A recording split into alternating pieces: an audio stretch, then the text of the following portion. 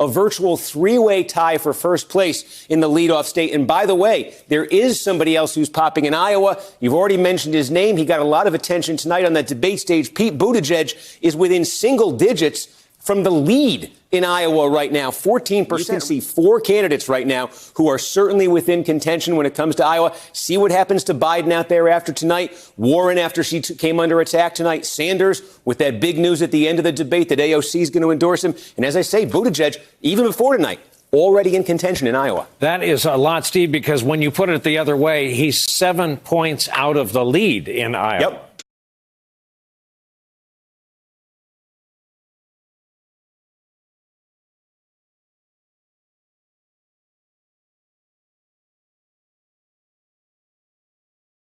Mayor Pete Buttigieg, as you said at the top, had an excellent night. One time he shined was during the debate over guns, where he took on former Texas Congressman Beto O'Rourke in O'Rourke's proposal to confiscate semi-automatic rifles. So, Joe, Mayor Buttigieg signaled this week that he was going to sort of play that role yesterday, which was to yank the party a little bit back from the left. And some of these ideas like confiscating weapons and taking away private insurance. We saw him take on Elizabeth Warren on that question. Mayor Buttigieg is a guy who had that early burst and then sort of faded a little bit. But let's remember, he's got a ton of money. He's going to be around when Iowa comes around. He's hanging around right at that second tier. And he punched through in many ways and many opportunities last night, like he did right there with Beto O'Rourke.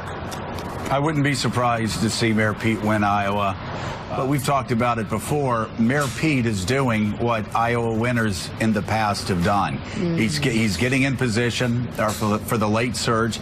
And people in Iowa really start focusing. You know, after Christmas, he's got the money, like you said. He's got a great ground game. He's in good shape.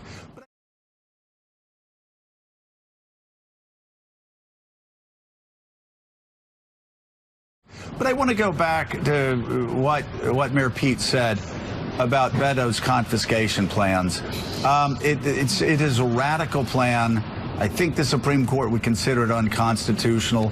Nobody, and I mean nobody, other than Beto, wants doors kicked down. I do not doubt Beto's good intentions. It is a stupendously bad idea. And you take that idea and his idea to tax churches if they actually preach the gospel and preach the Bible inside churches about same-sex marriage. If they have the freedom to preach the way they want to preach inside their churches, whether it's churches, synagogues, or mosques. I mean, do we really want to start taxing mosques? Do we really want to start taxing synagogues?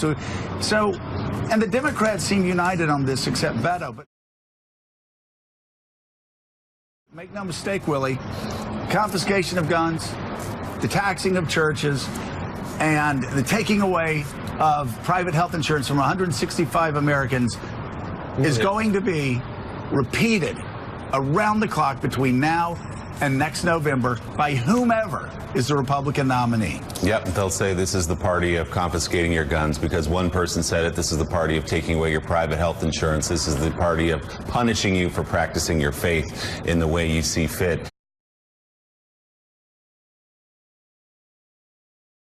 Mike, Beto O'Rourke is down at 1-2%, but he is gobbling up a lot of time in these debates, and a lot of the conversation on the Republican side is being held up as sort of an avatar for leftist Democratic policy ideas. Yeah, and Beto O'Rourke, I think, Willie, I would submit, is also a good object lesson in the way we cover these debates. We come on the air in the morning within poor Karine was here until 2 o'clock this morning. Within 12 hours after the debate concludes, the papers are filled with grades for each and every debate. We do this on every debate.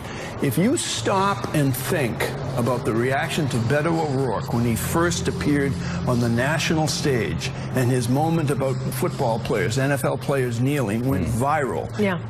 So many of us in this business were instantly saying, oh, if he ever ran for president, he would win in a landslide. Look at this guy. He's charismatic.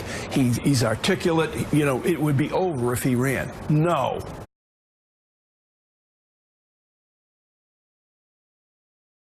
Yeah, it's very interesting because I feel for Beto, right? And I know his heart is in the right place. He had 2 mass shootings in his state, one in his own city, El Paso, and so he took that on in a very personal way, having to, deal with mourners. And so I think it's coming from a genuine place.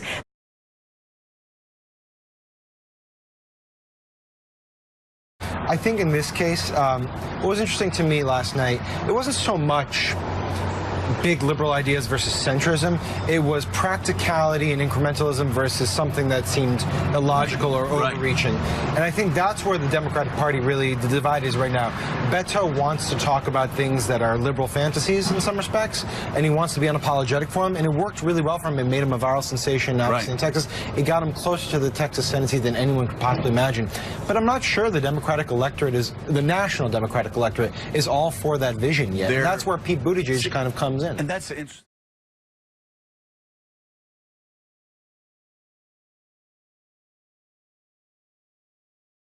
Joining us now, Democratic candidate for president, former Congressman Beto O'Rourke of Texas. How are the Astros doing, Beto? Oh, no. Pretty good.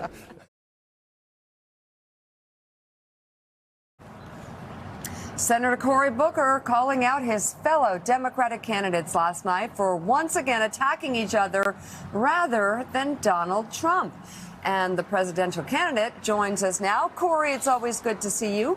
Your first question this morning comes from NBC's Andrea Mitchell. Andrea.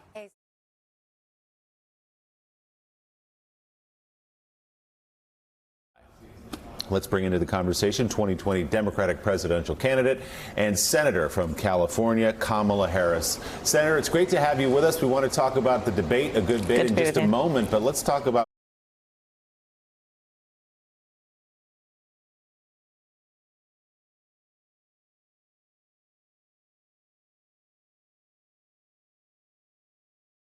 And joining us now, Democratic presidential candidate Mayor Pete Buttigieg of South Bend, Indiana. Mayor Pete, great to have you back on the show. You had a great night last night. What did you see as the challenges you were confronting on the debate stage with the dynamic that was at play last night? Well, anytime you have 12 people up there, it's a challenge to make sure that your message gets through. But